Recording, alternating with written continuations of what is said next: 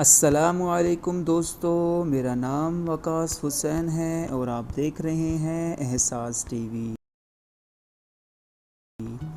جی دوستو، آج آپ کو بتائیں گے کہ نماز عید الفطر کیسے پڑھتے ہیں، کتنی تکبیریں ہوتی ہیں اور کیسے نماز عید الفطر کی نیت کرتے ہیں۔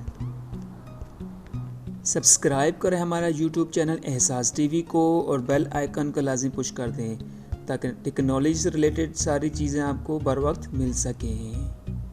عید الفطر کی نماز کا طریقہ۔ سٹیپ نمبر 1، پہلے نیت کریں۔ نیت کیسے کرتے ہیں؟ نیت کرتا ہوں میں 2 رکعت نماز عید الفطر کی، زائد 6 تکبیروں کے ساتھ منہ میرا کعبہ شریف کی طرف، واسطے اللہ تعالیٰ کے پیچھے اس امام کے۔ نیت کر لی ہم نے۔ اس کے بعد سٹیپ نمبر 2 میں ہم کریں گے، امام تکبیر کہہ کر ہاتھ باندھ کر ثنا پڑے گا، ہمیں بھی تکبیر کہہ کر ہاتھ باندھ لینا ہے۔ اس کے بعد 3 زائد تکبیریں ہوں گی۔ سٹیپ نمبر 3، پہلی تکبیر کہہ کر ہاتھ کانوں تک اٹھا کر چھوڑ دینا ہے، دوسری تکبیر کہہ کر بھی ہاتھ کانوں تک اٹھا کر چھوڑ دینا ہے، تیسری تکبیر کہہ کر ہاتھ کانوں تک اٹھا کر باندھ لینا ہے۔ سٹیپ نمبر 4 میں اس کے بعد امام قرات کرے گا، یعنی سورۃ الفاتحہ اور کوئی سورہ پڑھے گا،